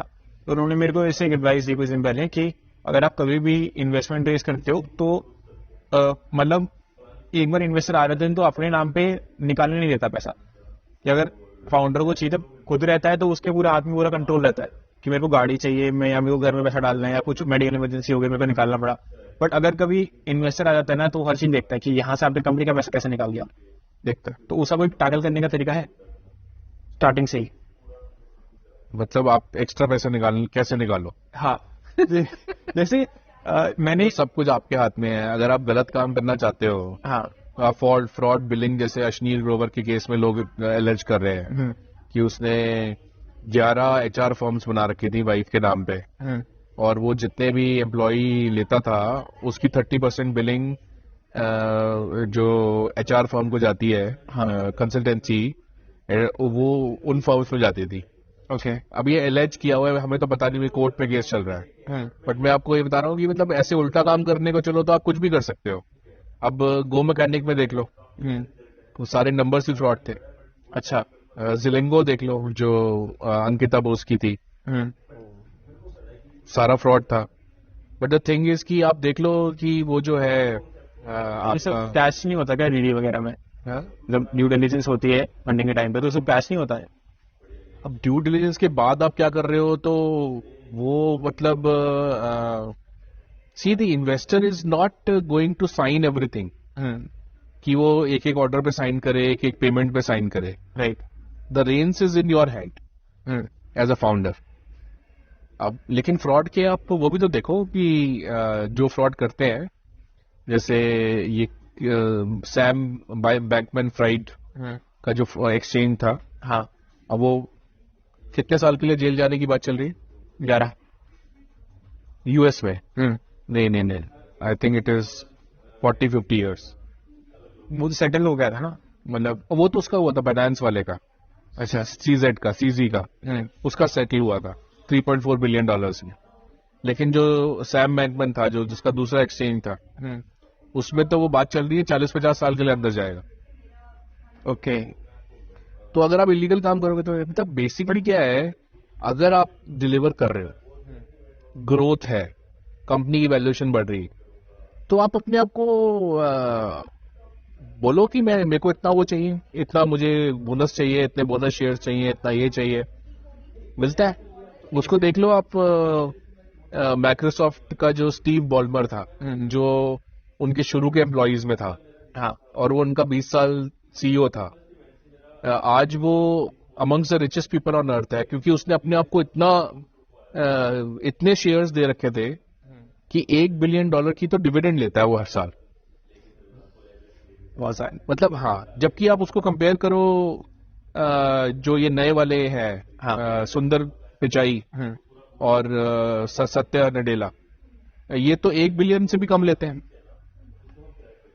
तो अगर आप अपने आप को ऑनर करना चाहते हो एज अ सीईओ, अपनी रिस्पेक्ट दिखाओ। अगर बोर्ड को आप कन्विंस कर रहे हो तो कर लो। What I have seen is कि कुछ लोग ऐसे करते हैं कि फॉर एग्जांपल मेरी सैलरी है, मैं मानता हूँ कि मेरे को 12 लाख का पैकेज मिलना चाहिए, बट मेरा स्टार्टअप है तो मैं अफोर्ड नहीं कर पा रहा कि मैं कंपनी से निकालूं, तो वो बैलेंस शीट के अंदर 12 लाख का पेंडिंग दिखा देते हैं डेबिट के अंदर, बहुत कॉमन चीज। एंड बाद के अंदर वो इन्वेस्टमेंट के बाद वो उसको कवर करते रहते हैं, तो निकालते तो वो मतलब चलता है। जैसे जो हमारी ट्रेडिशनल फर्म्स है, उसमें फाउंडर लोन देता है ना कंपनी को, हाँ, फाउंडर लोन दे देता है। बिल्कुल। तो उसी तरीके से एक बात हो गई कि आप अपने लोन देते रहो, और जब फंडिंग हो जाए तो अपनी लोन निकाल लो। हाँ, तो उस केस में लेकिन मैंने ये देखा है कि इन्वेस्टर जनरली ये कहता है कि बॉस ये लोन नहीं निकालने देंगे, ये इसको इसी लोन को इक्विटी में कन्वर्ट कर लो इसी राउंड की वैल्यूएशन पे। ओके। इस राउंड में जो वैल्यूएशन चल रही है जिसपे हम डाल रहे हैं, हाँ, तेरा जो ये 50 लाख का लोन तूने दे रखा है, इसको एज अ इन्वेस्टमेंट मान के इक्विटी में कन्वर्ट कर ले इसी वैल्यूएशन। तो अच्छा, मैंने तो उसको 20 करोड़ की वैल्यूएशन दी थी, हाँ, अब इसी पे मुझे 50 लाख कन्वर्ट करके 5% दे देगा, तो करना पड़ता है। फाउंडर मान जाते हैं, जो जिन फाउंडर्स को वैल्यू होती है, जो पूरी डील को समझते हैं, वो अपने समझ जाते हैं कि ये पैसा नहीं निकालने देगा। हाँ, मतलब फिर वो इन्वेस्टर भी देखता है ना, अगर ये पहले से ही अपने लिए सोच के बैठा है तो इसको पता है कि इन्वेस्टर का पैसा जाना चाहिए कंपनी की ग्रोथ में। हाँ, कंपनी के पुराने जो स्टेक होल्डर्स हैं उनकी ऐश के लिए नहीं जाना चाहिए। एग्जैक्टली, क्योंकि अभी क्या है, मैंने देखा कि ट्रेंड बन रहा है कि बनाओ और बेचो। बड़ी ब्रांड बनाने वाला बहुत कम लोग सोच रहे हैं कि मैं बड़ा ब्रांड बनाऊंगा जो लाइफ लॉन्ग चलेगा, फैमिली चलाएगा, ऐसा कुछ। अब देख लो व्हाइट हैट जूनियर, हाँ, मतलब देखो 300 मिलियन में बेच दी, अब वो बंद हो गई, बायजूस ने बंद कर दी, तो सारा लॉस किसका हुआ? और वो जो फाउंडर था, वो तो पीछे मैं देख रहा था, उसने यूरोप का पैदल टूर कर रहा था वो, और फोटोज डाल रहा था। अब जिसके वो 300 मिलियन में से क्या है, उसको 150 मिलियन तो मिले ही थे उसको।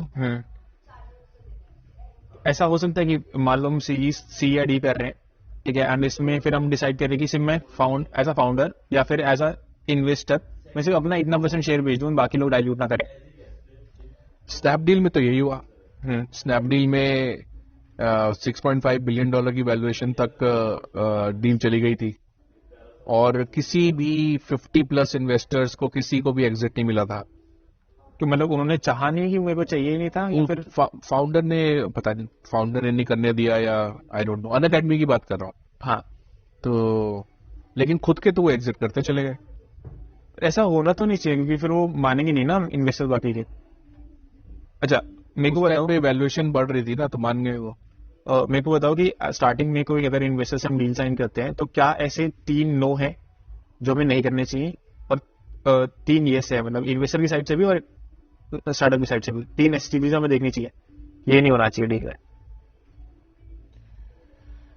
देखो, अगर आप एक ऐसे इन्वेस्टर का पैसा लोगे ना जो बिजनेस सेक्टर को समझता नहीं है, तो वो उसके अंदर पेशेंस नहीं होगी। वो आपसे हर साल पूछेगा मेरे को एग्जिट कब दिला रहा है, मेरे को एग्जिट कब दिला रहा है, जिसको विजन ही नहीं समझ में आएगी कि आप क्या क्रिएट कर रहे हो।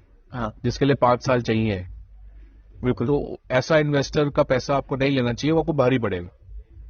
अच्छा, और कल को अगर बोर्ड ऑफ डायरेक्टर में ऐसे लोग बैठे हैं जिनकी आपस में नहीं बनती, तो कंपनी बहुत हिट होती है।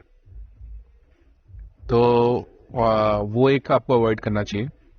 सेकेंडली आपको ऐसे क्लॉजेस अवॉइड करने चाहिए जिसमें आप कुछ एक्स्ट्रा ऑर्डिनरी बेनिफिट दे रहे हो इन्वेस्टर को। जैसे जैसे एक क्लॉज पिछले कुछ सालों से चल रहा है कि अगर कोई लिक्विडिटी इवेंट होती है यानी कोई फंडिंग राउंड होता है, हाँ, तो इन्वेस्टर का शेयर बेचने का पहला राइट है। ये क्या बात हुई? ये कॉमन है, ये लोग साइन करते हैं, काफी कॉमन है। पर अगर लेकिन वो तो ठीक है, लेकिन उसमें एक और क्लॉज होता है कि अगर इन्वेस्टर उस राउंड में बेच रहा है तो वो अपनी जो रिटर्न मिल रही है उसका 100 टाइम एक्स्ट्रा रिटर्न ले सकता है उस राउंड में से। मतलब अगर उसके पास 5 करोड़ की इक्विटी थी और वो 20 में बेच रहा है, हाँ, तो वो 20 की जगह 40 ले सकता है उस राउंड में। डला हुआ है क्लॉज में, टर्म शीट में, आपने साइन किया हुआ है। तो इसको बाकी नहीं कौन देगा? कंपनी देगी हो? कंपनी देगी, जो फ्रेश इन्वेस्टर उस राउंड में पैसे डाल रहा है उसमें से मिलेगा उसको। ओके। तो वो तो कंपनी का नुकसान हो गया ना। हाँ, तो मतलब मान लो अगर बाकी का बच्चा 20 कंपनी के उसमें जाना था तो वो उसमें चला गया। तो ऐसे क्लॉजेस लोगों ने साइन किए हुए हैं, उसके बाद साइन करने के बाद कहते हैं ये क्या साइन कर दिया। तो ये आप ध्यान रखना चाहिए। और एक और बात ध्यान रखनी चाहिए कि बहुत ज्यादा नंबर ऑफ एंजल इन्वेस्टर आपकी कैपिटल टेबल पे नहीं होने चाहिए, कैप टेबल। ओके। क्योंकि अगर आपके पास 7-10 है, पहली लुक में इन्वेस्टर ये बोलेगा बड़ी मैं इस पचड़े में नहीं घुस रहा, ये तो फिश मार्केट है, मैं इन 10 को ही मनाता रहूंगा क्या हर डिसीजन पे, तो मैं नहीं घुस रहा इसमें। तो वो क्या बोलता है इन्वेस्टर, बड़ी मैं सीरीज ए में आ रहा हूं, इन सबको हटा, सारे 10 को, इन सबको एग्जिट दे, फिर मैं आता हूं। और वो बनाएगा कैसे उनको? ये बड़ी कॉमन चीज है। वीसी फंड वाला जिस दिन आता है और देखता है इसमें भीड़ है, कहता है पहले इनको हटा फिर मैं आ जाऊंगा। पर ऐसा होना नहीं चाहिए कि अगर ये सब लोग भी तो अभी सिस्टम चेंज हो गया है। पहले एंजल नेटवर्क्स पहले क्या करते थे कि एंजल से डायरेक्टली इक्विटी दिलवाते थे कंपनी में। हाँ, तो कंपनी की कैप टेबल में 10, 15, 20 लोग हो जाते थे। हाँ, अब क्या होता है कि वो डालते हैं एंजल नेटवर्क के फंड में और एंजल नेटवर्क का फंड इक्विटी लेता है। तो कैपिटल टेबल पे सिर्फ एक एंटिटी होती है, वो मुंबई एंजल या फार्ड या वी फाउंडर या वो। अब ये सिस्टम नया हो गया बिकॉज वीसी फंड वाले इनको बोल चुके थे कि भाई तुम्हारी कंपनी हमें मत दिखाया करो, क्योंकि हमें ये 10 लोग नहीं चाहिए इसको। तो ऐसा भी है क्या कि मतलब मैंने सुना है कि ऐसा होता है कि अगर आपके पास 5% से ज्यादा शेयर्स है तभी आप कैप टेबल में बैठ सकते हो। अगर आपके मतलब अगर बहुत ज्यादा डाइल्यूट हो गया है, नहीं, मान लो बोर्ड ऑफ डायरेक्टर में 5 सीटें हैं, हाँ, तो जिसके पास मिनिमम 20% इक्विटी है वही तो ले सकता है ना सीट। हाँ, बिल्कुल। तो इक्विटी के हिसाब से डिसाइड होता है ना। नहीं, बट ऐसे होता है कभी कभी कंपनी पब्लिक हो जाती है तो उसमें काफी लोगों के पास शेयर्स होते हैं अलग अलग। तो वो नहीं, उसमें सेबी नॉर्म्स के अंदर प्रमोटर डिफाइंड होता है कि प्रमोटर की कैटेगरी में कौन कौन आएगा। तो वो डिफाइंड होता है कि इतनी परसेंट इक्विटी वाला ही प्रमोटर की कैटेगरी सेबी मानेगी। तो हर एक कंपनी के लिए अलग है वो। ठीक है, ओके। एंड ऐसा क्या है जो इन्वेस्टर देखता है कि स्टार्टअप में इन्वेस्ट नहीं करना, अगर इसमें ऐसा ऐसा हो तो? 90% कंपनीज तो इन्वेस्टेबल होती ही नहीं है, 90 से ज्यादा। क्योंकि या तो फाउंडर ने कहीं से कॉपी मारा होता है पिच डेक, हाँ, या यूएस का कोई पिच डेक कॉपी मारा होता है, या अब ग्रोसरी डिलीवरी देख लो, पता नहीं किसको समझ में आई कि भैया यूएस में इतना पैसा लग गया है ग्रोसरी डिलीवरी में, तो इंडिया में भी डाल दो। यहाँ पे तो किराना वाला पड़ोस में होता है, बिल्कुल, वहां तो दूर दूर है, 10 मिनट में भेज ही देता है किराना वाला सामान। हाँ, वहां तो आपको मॉल में जाना पड़ता है कार लेके, बिल्कुल। और वीकेंड पे जाते हो आप तो 4 घंटे लगा के आते हो। इतना बड़ा ग्रोसरी सेंटर होता है वहां पे, राइट, वॉलमार्ट टाइप का। तो ऐसे मिस्टेक्स होती है इन्वेस्टर्स से कि वो गलत टाइप की कंपनी में पैसा डालते हैं, बाद में पैसा जलता भी तो है। फिर ऐसी कंपनीज मतलब जिनका कोई रियल सेंस नहीं है बिजनेस का कि वो क्यों ये कंपनी बना रहे हैं, उसके पीछे कमिटमेंट लेवल क्या है फाउंडर का, या वो सिर्फ फंडिंग लेने के लिए बना रहा है। तो ऐसा कभी हुआ है कि लाइक इन्वेस्टर्स ने पैसा डाला हुआ एंड देन कंपनी ने कुछ उल्टा दिखा दिया हो, जैसे आपने कहा कि नंबर चेंज करके दिखाए थे, ऐसा मतलब अकाउंटिंग फ्रॉड? हाँ, बड़े उस साथ भी हुआ इन्वेस्टर साथ। वही है, बहुत कंपनीज को होता है। तो उनका अभी ये अकाउंटिंग कैसे होती है उसके लिए? थ्रानोस थी ना, थ्रानोस ने यूके की कंपनी थी, तो उन्होंने कहा था कि जो हेल्थ टेस्टिंग का जो फील्ड है ये बहुत कॉम्प्लिकेटेड है। पहले आप मेडिसिन लेते हो, यूरिन टेस्ट लेते हो, फिर अगले दिन बंदा आता है, तब तक वो लैब में जाती है। तो हमने एक मशीन बनाई है, वो आपको ऐसे प्रिक करेगी, उसमें से 2 बूंद खून निकाल लेगी और वहीं के वहीं रिपोर्ट दे देगी कि इसको क्या क्या है। हाँ, तो एक्चुअल में वो मशीन ही फ्रॉड थी, वो थी नहीं मशीन। उस पे वो $1 बिलियन से ऊपर वैल्यूएशन क्रॉस कर गई थी। तो जो थ्रेनोस की फाउंडर है वो शायद 80 इयर्स के लिए जेल में है। बट ऐसा मैंने सुना है कि जैसे प्राइवेट लिमिटेड एक खुद की एंटिटी होती है, तो जैसे अगर कभी कभी कंपनी बैंकरप्ट होती है तो उसके लिए फाउंडर रिस्पॉन्सिबल नहीं होता, मतलब फाउंडर को जेल वेल नहीं होती या कॉर्पोरेट वेल बोलते हैं उसको, जब आप लिमिटेड लाइबिलिटी का कॉन्सेप्ट होता है कि अगर प्राइवेट लिमिटेड कंपनी कोई लॉस कर गई, हाँ तो वो लॉस कंपनी का है, फाउंडर का नहीं है। राइट। लेकिन अगर उसमें फ्रॉड है तो क्रिमिनल लाइबिलिटी है ना फाउंडर की। मैं थेनोस का आपको एग्जांपल दे रहा हूं जिसमें उसने फ्रॉड किया है। अगर जेन्युइन रीजंस की वजह से लॉस हुआ और बंद हो गई तो there is no liability on the, मतलब आपकी पर्सनल फाउंडर की प्रॉपर्टी नहीं कोई ले सकता। अगर कोई मतलब एम्प्लॉय करता है फ्रॉड दिन एंड वो आप एज अ कंपनी उस पर एक्ट करो, FIR फाइल करो। अगर आप नहीं करते तो this is your, you are also culprit कि आपने नेग्लिजेंस दिखाई है, मतलब आपने एक्ट नहीं किया। कई लोग तो क्या करते हैं, नौकरी से निकाल के छोड़ देते हैं वो इसलिए कि कंपनी का नाम ना खराब हो, क्योंकि मार्केट में आ जाए ना ये फ्रॉड, इसकी कंपनी में कोई फ्रूड है तो कस्टमर भाग जाता है। वो है वो तो ज्यादातर वो चुपचाप अपना उसको, जैसे अश्लीर के केस में भी मेरे हिसाब से, पर्सनल ओपिनियन है, आई डोंट नो क्या है एक्चुअल में, पर वो मामला वो दब जाता। But he was also very vocal against the company, हाँ मीडिया में, खुलने में, और खुद भी इन्फ्लुएंसर है अभी भी। हाँ, तो ब्रांड खराब कर रहा है। तो वही है, यू हैव टू बी, मतलब उनके साथ अगर मतलब नॉर्मली देखा है कि उनके साथ अगर इन्वेस्टमेंट आ जाता है तो लोग ग्रे एरियाज में आ जाते हैं, तो बाकी इन्वेस्टर भी सोचते हैं कि इसमें डालें कि नहीं डालें, जब इनके बोर्ड में ये है। पता नहीं ऐसा कोई केस आपको पता है? जैसे शार्क टैंक सीजन 1 में वो ऐसे शार्क थे, उसमें काफी सारे लोगों में उन्होंने फंड करा है, स्किपी वगैरह, जिससे चल भी रही है कंपनी, से बहुत अच्छी चल रही है। बट ऐसा है कि मैंने, हमारे ग्रुप है ना फाउंडर्स वगैरह का 1300-1400 लोगों का, उसके अंदर ऐसे एक मैसेज आया कि इन्वेस्टमेंट रेज कर रहा हूँ इन स्पेसिफिक से, कोई सजेशन। तो उन्होंने बोला कि नहीं, ऐसे इन लोगों से मतलब इन्वेस्टमेंट मतलब आप ग्रे एरियाज में आ जाओगे, देन बाकी कंपनीज आपको होने देंगी, इसमें कुछ घपला हो सकता है। मतलब आई नो ऑफ अ गाय, तो ये बंदा पहले फ्रॉड में इसका 20 साल पहले नाम आया था, 30 साल 25 साल पहले। हाँ, this guy was CEO of one of the companies which went bankrupt, और जिस बॉलीवुड के बंदे की कंपनी थी, he is very well known name, और उसने पूरी मीडिया में रोया था कि ये CEO ने 100 करोड़ का नुकसान कराया, ओके, यानी कि यही खा गया। वो CEO आज भी मार्केट में फंडिंग उठा रहा है 25 साल बाद। अच्छा, मैं पर्सनली जानता हूँ, अच्छा, 2 कंपनीज में जानता हूँ इसमें CEO है और फंडिंग ली हुई है। वो मीडिया लाइमलाइट में नहीं रहता, चुप रहता है, किसी को पता ही नहीं है वो ये बंदा है जो अमिताभ बच्चन की कंपनी में 100 करोड़ का वो किया था। अच्छा, हाँ, लेकिन वो पर्सनली वो 2 कंपनीज मेरे पास आ चुकी हैं और दोनों कहते हैं यार वो गुप्ता है, गुप्ता है। यार वो समझ जाते हैं कौन सा गुप्ता है भाई। तो चल रहे हैं, चलने वाले जो बिलो द रेडार चल रहे हैं। ओके। अब I don't know facts also ना, मीडिया में कई बातें आती हैं, मुझे क्या पता वो गुप्ता सेम है। ये तो ओपिनियन हो गई कि हाँ सुनने में आया ऐसा है। I can't name that guy, but नहीं, ठीक है। तो किसी को अगर कोई VC फर्म स्टार्ट करनी है या इन्वेस्टमेंट बैंक स्टार्ट करनी है तो कैपिटल कितना लगता है उसमें?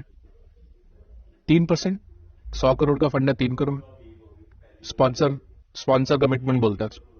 मतलब कैसे, प्रोसेस क्या होता है इसका स्टार्ट करते सेबी के अंदर आपको AIF खोलना होता है। ओके, तो आपको एक ऐसी टीम बनानी होती है जिसको इन्वेस्टिंग का एक्सपीरियंस हो। उसका लीगल फर्म पूरा डॉकेट क्रिएट करती है और 3% आपको खुद की जेब से डालना होता है। जो GP होता है, जनरल पार्टनर, जो इन्वेस्ट करेगा पैसे को, जिसका फंड है, हाँ GP को 3% डालना होता है।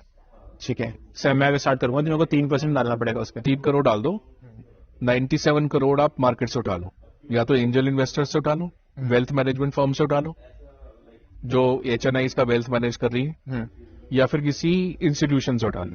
तो मतलब कैसे उनको कैसे कन्विंस करूं कि मैं आपको पहले एक्सपीरियंस होना चाहिए ना आपके। हाँ। आपको ये सर ये आर्ट कंपनी में डाला है, इसमें ये परफॉर्मेंस चल रही है, इन्वेस्टिंग एक्सपीरियंस होना चाहिए। तो वो बोर्ड पे आ रहे थे फिर हमारे उस टाइम पे जब उन बाकी 97%। नहीं, बोर्ड कुछ नहीं होता। हाँ, इसमें कोई बोर्ड नहीं होता। जीपी एक होता है और वो टीम बनाता है, एक प्रिंसिपल रखता है, 2-3 एनालिस्ट रखता है, एक सीएफओ रखता है। हाँ, और पैसा उठा लेता है। 3 टाइप की एआईएफ होती है, alternative investment fund, AIF 1, 2 and 3। Okay. 1 वाली सिर्फ छोटे टिकट साइज इन्वेस्ट करती है, एंजल इन्वेस्टर। 2 वाले 50% एंजल कर सकती है, 50% स्टॉक मार्केट्स में कर सकती है, और 3 वाली 100% स्टॉक मार्केट्स में कर सकती। ओके। तो 3 टाइप की एआईएफ होते हैं। आप चूज कर लो कौन सा खोलना है। लीगल फर्म को पैसे दे दो, और उसको अपना एक टीम बना लो, जीपीएस की टीम बना लो, जिनका एक्सपीरियंस हो, इन्वेस्टिंग एक्सपीरियंस। उसके बेस पे वो सेबी में जमा करेगी फीस, सेबी अलॉट कर देगा ये, और उसमें फिर आप फंडिंग उठा लो एलपी से, लिमिटेड पार्टनर्स से। ओके। या तो इंस्टीट्यूशन से उठा लो। सिक्योर वो सेबी के पास रहेगा या फिर आपके पास रहेगा, सेबी के पास नहीं रहेगा। सेबी के पास तो वो जो लाइसेंस फीस होती है वो रहती है। ठीक है। तो काफी लंबा प्रोसेस है। और माइक्रो वीसीज वगैरह भी होते हैं, तो मिनिमम कितना चाहिए होता है? माइक्रो वीसी एआईएफ 1 खोलनी, जिसमें छोटी टिकट साइज होती है, तो मतलब माइक्रो वीसी हो जाता है। मिनिमम से मिनिमम कितना डालते हैं मतलब? ऐसे तो क्राउड फंडिंग वाले तो 2000-5000 की भी बात करते हैं। 2000-5000 रुपये? हाँ, इसमें क्राउड फंडिंग प्लेटफॉर्म्स हैं, 10,000 रुपये, 5,000 रुपये, ऐसे मिनिमम का कोई क्राइटेरिया नहीं है। ओके। लेकिन अगर आप एंजल नेटवर्क के मेंबरशिप ले रखी है आपने, हाँ, तो वो लोग बोलते हैं कि मिनिमम 2 लाख डालो, कई बोलते हैं मिनिमम 5 लाख डालो। वो भी है। ठीक है। वेल्थ मैनेजमेंट फर्म होती है ना, जिनको एचएनआई का पैसा मैनेज करती हैं, हाई नेटवर्थ इंडिविजुअल्स का, स्टॉक मार्केट में डालती हैं, म्यूचुअल फंड में डालती हैं, इंश्योरेंस में डालती हैं, राइट। उनके पास 100 पैसा पड़ा होता है, 100 लोगों का। तो वो अपनी मार्केटिंग टीम को बोलती है कि इनको बोलो एक नया फंड आया है उसमें डालो, तो वो उसमें से डलवा देते हैं एलपी बना के, समझ। तो वहाँ से फंड रेज हो जाता है। और बदले में जो वेल्थ मैनेजमेंट फर्म है वो अपनी फीस ले लेती है। समझ गया। एक उनका छोटा सा कमीशन आता है बीच के अंदर। छोटा सा तो नहीं होता, सब काफ़ी पैसा लेते हैं वो। तो आपके हिसाब से अभी तक छोटा इसलिए नहीं होता क्योंकि आपने कमिट किया है कि आप लिमिटेड पार्टनर को 80% ऑफ कैपिटल गेन दोगे, 20% खुद रखोगे, फंड रखेगा। हाँ, तो एक तो 80% आप उसको दे रहे हो, जो कल को जो बेनिफिट होगा बिल्कुल। इन्वेस्टमेंट में, ठीक है। और 2% आप हर साल काट रहे हो। जितना पैसा रेस किया उसका 2% हर साल काटते रहते हो ऑफिस के चलाने के लिए। हाँ, तो 10 साल का फंड यानी 20%। 20% आपने वैसे काट लिया 10 साल में, 20% आपने एग्जिट के टाइम पे जो कैपिटल गेन आया था उसका काट लिया। हर साल अलग अलग ज़्यादा अमाउंट रेज होता होगा आई थिंक। नहीं, फंड का क्लोज होता है, सेबी का टाइम लिमिट होता है कि इतने टाइम में आप फंड को क्लोज कर दोगे। क्लोज मतलब फंड रेजिंग क्लोज कर दोगे, तो उसमें एक लिमिटेड टाइम होता है, ऐसे 1 साल का टाइम मिला होता है ऐसे। ओके। आपको उसके अंदर अगर नहीं किया तो उसके रेपरकशन होते हैं सेबी में। आपके हिसाब से अभी हाल ही में लास्ट 3-4 ईयर्स के अंदर सबसे बढ़िया इन्वेस्टमेंट कौन सी हुई है जो कि वीसीज ने करी है या फिर बाकी लोगों ने करी है? अरे यार, सब थोड़ा सा बहुत जनरल क्वेश्चन है। नहीं, आप ये देखो ना, डबल क्लिक, जो पूरा गूगल का एडवर्टीजमेंट सिस्टम है, हाँ, यूट्यूब, गूगल एडवर्ड्स, हाँ, गूगल एडसेंस, जो भी ये पूरा सिस्टम है, ये डबल क्लिक की सॉफ्टवेयर में चल रहा है। ओके। डबल क्लिक ने जो एल्गोरिथम बनाया था, अच्छा। और डबल क्लिक को इन्होंने मेरे ख्याल से 500 मिलियन से कम में खरीदा था। आज डबल क्लिक की वैल्यू $122 बिलियन। बाप रे। व्हाट्सएप इन्होंने 21 बिलियन डॉलर्स में खरीदा। आज WhatsApp is like a default app on the mobile. हाँ, आती है यार। उसकी अपनी वैल्यू 150 बिलियन है। तो मतलब ये जो इन्वेस्टमेंट्स है ना, यूट्यूब 1 बिलियन का खरीदा था, देखा। यूट्यूब 150 बिलियन का है। तो मतलब आप सोचो सिक्वा का एक इन्वेस्टर जिसने सिक्वा के एक फंड में पैसे डाले थे ये सोच के कि मेरे को इसमें 20% गेन मिलेगा या 80% गेन मिलेगा, है ना, 20% तो सिक्वा रख लेगा और 2% हर साल कटता रहेगा। उस फंड ने बाई चांस व्हाट्सएप में डाल दिए थे पैसे, 50 मिलियन की वैल्यूएशन, और 2 साल में सिक्वा ने वो 50 मिलियन की वैल्यूएशन को 150 मिलियन कर दिया। 21 बिलियन की वैल्यूएशन पे फेसबुक को बेच दिया। तो उस फंड में अगर आप इन्वेस्टर होते तो आप 50 मिलियन की वैल्यूएशन से 21 बिलियन की वैल्यूएशन पे 2 साल में पहुंच जाते, यानी 42 आपकी times return। 42 टाइम 42 भी नहीं, 420। 420 हुआ। हाँ 42 हुआ। नहीं 500 मिलियन। 500 मिलियन 5 बिलियन, हाँ 420 हुआ। काफी हो गया। 420 हुआ ना, तो अगर आपने $1 मिलियन डाले थे उसमें, तो 1 मिलियन का आपको 420 मिलियन डॉलर्स मिल गया। नहीं, 80% ऑफ 420 मिलियन डॉलर्स। हाँ 80%, तो वो मिल गया आपको। कितना हुआ? बहुत हो गया। 350 मिलियन। 1 मिलियन का 350 मिलियन 2 साल। तो ये है जो गेम है, लेकिन ये वही है ना, सिक्वा खेल रहा है गेम। छोटे प्लेयर्स में छोटे प्लेयर्स में अगर आपकी कंपनीज में फॉलो ऑन राउंड नहीं होते तो आप तो फंस गए। आपकी कंपनीज में फॉलो ऑन राउंड होने चाहिए। अगर एक डाल दिया तो उठाते रहेगा। हाँ, तो जनरली इंडिया में लोग क्या करते हैं कि तू मेरे फंड में डाल फॉलो ऑन राउंड, मैं तेरे इन्वेस्ट उसमें डाल, तो वो सारे स्क्रैच और बैक चलता है यहाँ पे। तभी मतलब मैंने देखा है कि लोग पैसा उठा लेते हैं एंड देन इन्वेस्टर हर वीक कर रहा है कि फटाफट से करो, आपको कब कैश खत्म हो जाएगा, कब नेक्स्ट फंड उठाओगे, पहले डिसाइड होता है कि आप 6 महीने में उठाने वाले हो तो हम 6 महीने पहले पार्टी रेडी करेंगे। Exits is a big issue in India. बिल्कुल। तो इंडिया में आपको ऐसा कुछ लग रहा है कि अभी ऐसा एक स्टार्टअप है जो कि बिल्कुल एमर्ज हो जाएगा, या फिर आपको लग रहा है एक स्टार्टअप है जो बिल्कुल एक्सपोनेंशियली बढ़ने वाला है? बहुत है। जैसे कि कोई एग्जाम्पल?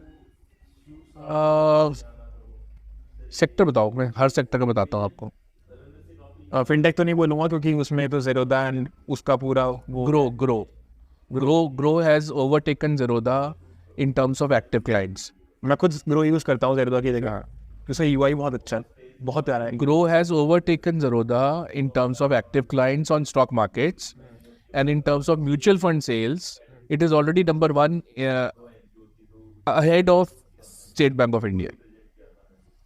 क्योंकि मतलब ज़ेरोदा नॉर्मली लोग उसके लिए ट्रेडिंग के लिए यूज़ होते थे, इंट्राडे वगैरह के लिए, बट ग्रो लोग लॉन्ग टर्म इन्वेस्टमेंट के लिए यूज़ करते हैं, और प्लस उसका यूआई इतना अच्छा है। मतलब आप तो यूजर हो, मैं तो numbers are showing कि ये this company is like growing very nice.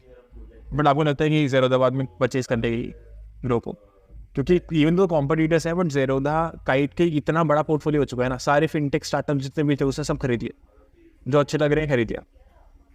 देखो टेक्निकल का अहमद नहीं तो मोदी के साथ भी गए हैं रिप्रेजेंट करने। अपनी वैल्यूएशन बिलियंस में बनाना और उसी बिलियंस पे किसी और कंपनी को खरीदना, these are very different things. मतलब अब now that Groww's active subscribers are more than Zerodha, हाँ अब ज़ेरोदा खरीद भी सकता है, यानी इट्स अ क्वेश्चन मार्क। लेकिन अगर इसी ग्रो को 2 साल पहले या 1.5 साल पहले खरीदना चाह रहा होता, लेकिन जो बिजनेस वो खुद कर रहा है वो दूसरी कंपनी को क्यों खरीदेगा?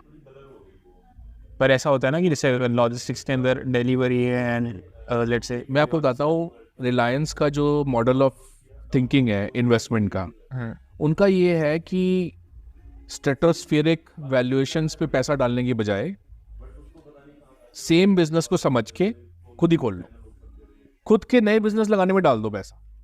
यहाँ पे डलेगा 200 मिलियन, कंपनी खरीदोगे 2 बिलियन की। हाँ तो वो उसमें बिलीव करते हैं एग्जीक्यूशन में। तो बाकी का जो बचा हुआ तो उन्होंने वो होगा उस वानी कोला की बहुत सारी कंपनियां खरीदी, मिल्क बास्केट खरीद ली, हाँ बहुत सारी खरीदी, सबका बिजनेस समझ लिया और उनको अपने एग्जिस्टिंग बिजनेसेस के साथ इंटीग्रेट कर रहे हैं। अर्बन लैडर को भी कर रहे हैं, फर्नीचर, पूरे 50 सिटीज़ में फर्नीचर के शोरूम्स खुल रहे हैं, राइट। मिल्क बास्केट को भी कर दिया रिलायंस रिटेल से इंटीग्रेट। तो वो उनका मॉडल है। दे बिलीव कि हम एग्जीक्यूशन से बिलियंस बना सकते हैं वैल्यू कंपनीज की खरीदने से अच्छा। पर रादर कि हम मतलब फ्लिपकार्ट खरीदे आज 50 बिलियन की, क्यों खरीदे भाई? खुद का ई कॉमर्स बना लो। एक इसमें वो है मेंसा ब्रांड्स, आपने सुना होगा, जो भी फैशन ब्रांड्स होते हैं उनको 51% स्टेक में खरीद लेता है। तो अभी इसका अच्छा नहीं चल रहा। अच्छा नहीं चल रहा। Going down. मैंने तो सुना था कि लोग फैशन ब्रांड बना ही इसलिए रहे हैं ताकि वो मेंसा को बेच सकें। हाँ वही ना, हाँ अगर आप बैलेंस शीट पे प्ले करने पे आ गए हो तो that is not easy game, because white hat ने 300 मिलियन का बेचा हाँ है तो कंपनी तो बाइजूस के पास आ गई। और अब उसका prices भी बाइजूस उस 300 मिलियन को 3 बिलियन बना के दिखाए, दे तो दिए अपनी मोटी वैल्यूएशन। हाँ हाँ तो वो मेरे हिसाब से कि बड़ी वैल्यूएशन में कंपनीज को खरीदना और टर्न अराउंड करना अपने हिसाब से इट इज़ नॉट ईजी। बहुत risky. It requires a lot of skill and patience. तो मुझे लग रहा था कि लाइक जितना मैंने सुना है कि मेंसा की वैल्यूएशन खुद बहुत बड़ी हो गई थी कि उसने बहुत सारी छोटी छोटी वैल्यूएशन की कंपनीज को मेजॉरिटी एक्वायर कर लिया एंड देन उनके फाउंडर्स का एम्प्लॉय रख दिया। वो एक्सीलेटर मॉडल है ना, जैसे एक्सीलेटर बहुत सारे स्टार्टअप को 4-4, 8-8% ले लेता है, फिर कहता है कि मेरी तो ये वैल्यूएशन है। उस वैल्यूएशन पे कोई आने को तैयार हो तो है, अगर उस वैल्यूएशन पे कोई आने को तैयार नहीं है तो उस वैल्यूएशन है ही नहीं वो। अच्छा, हम एक लास्ट चीज डिस्कस करेंगे। मुझे बताओ कि जैसे आई गॉट एन ऑफर, आपको ऑफर नहीं बताऊंगा, but I got an offer to acquire the brand, कि someone wanted to acquire my brand, तो ऐसा कोई एग्रीमेंट होता है उसके अंदर कि मैं सेम बिजनेस के अंदर वापिस से एंटर नहीं कर सकता? Non compete clause. कि मतलब एक तो जब कंपनी आप हैंड ओवर करोगे तो आपको कुछ टाइम तक टिके रहना पड़ेगा कंपनी में, जब तक प्रॉपर हैंड ओवर नहीं होता। तो जनरली लोग 1 या 2 साल का उसमें वो डालते हैं क्लॉज। नहीं, क्योंकि आपकी कंपनी है, आप एक दिन सडनली छोड़ के चले जाओ तो दूसरे वाला कैसे चलाएगा, उसको पता ही नहीं। हाँ तो आपको रुकना पड़ता है वहाँ पे। जनरली लोग 1 साल तक तो रोकते ही हैं, कई बार 2 साल तक भी रोकते हैं, 3 तक भी रोकते हैं। और दूसरा नॉन कम्पीट क्लॉज होता है कि आप इतने साल के अंदर दोबारा सेम कंपनी शुरू नहीं करोगे। अब देखो ना, उसने सचिन बंसल फ्लिपकार्ट से निकला था, 5 साल का नॉन कम्पीट था। अभी 2 दिन पहले का इकोनॉमिक टाइम्स देख लो, ई कॉमर्स की कंपनी लॉन्च करी है, 5 साल पूरे हो गए। अब मजा आएगा। हाँ, जैसे अभी मामाअर्थ का हुआ, मामाअर्थ को जब अक्वायर करा गुड ग्लैम ग्रुप ने, तो मामाअर्थ के फाउंडर्स अलग हो गए। तो किसने एक्वायर किया? गुड ग्लैम ग्रुप ने करा था आई थिंक। मामाअर्थ? हाँ अच्छा, गुड ग्लैम तो वही है जो अभी करंट फाउंडर्स है। हाँ हाँ, तो वो अलग हो गए। तो ये 2 साल पहले डिसाइड हुआ होगा या फिर अभी जो नहीं, टर्म शीट में डिसाइड हो गया होगा, मतलब 2 साल पहले ही डिसाइड हो कि आपको इतने टाइम रुकना पड़ेगा। और उसमें भी जब अगर इंटीग्रेशन जल्दी हो गई तो वो फाउंडर को कहते हैं हो गया काम, आप जा सकते हो। मतलब आपको अनाउंस नहीं कर सकते तब तक जब तक आपका टोटली सारा कुछ कंप्लीट करा था। अनाउंस वो तो कंपनी की कंप्लायंस होती है। हाँ ठीक है। तो अब मुझे बताओ लास्ट थिंग जो अपने लाइक बाकी स्टार्टअप्स को या ऑडियंस को बोलना चाहोगे, ठीक है? आप जो अपनी साइड से बेस्ट फाइनेंशियल सजेशन देना चाहते हो आप बताओ, सेम विद इन्वेस्टर्स। मेरी सजेशन यही है कि आप अपने कैश फ्लो पे ध्यान दो, प्रॉफिटेबिलिटी पे ध्यान दो, ऐसा बिजनेस खड़ा करो जो लंबे टाइम तक सेल्फ सस्टेनिंग हो। जो वैनिटी नंबर्स है ना कि हमारे पास इतने कस्टमर हैं और इतने डाउनलोड्स हैं और इतने इम्प्रेशंस हैं और इतने व्यूज़ हैं, इससे ज़्यादा आप एक रियल बिजनेस खड़े करने पे ध्यान दें। ओके, जो इंसानों की एक फंडामेंटल प्रॉब्लम को सॉल्व कर रहा हो। ओके, जो वैनिटी बिजनेसेस है ना कि हम एक बेटर 5,000 रुपये की ड्रेस ले आएंगे मार्केट में, उसमें सोना लगा होगा। I mean, don't be in that, try to solve the problem of people around you, convert it into a sustainable business. तो आपको इन्वेस्टर की कमी कभी रहेगी नहीं, you will do very well. और कंसल्टेंसी वेंचर्स जो हमारी कंपनी है, हाँ वी आर ऑलवेज देयर। अगर आपको कोई भी you want to become funding ready, you need funding, you need debt, you need virtual CFO, you need consulting. तो आपको कोई भी वेंचर कैपिटल की सर्विसेज कोई भी चाहिए, we are always there. And आप हमारी वेबसाइट देख सकते हो consultancy.com, and you can also see you can join me on my LinkedIn, Tushar Consult, and we are always there. Okay, thank you Tushar ji, and thank you so much इतना last तक देखने के लिए। प्लीज सब्सक्राइब होते जाना यार, है ना? Thank you.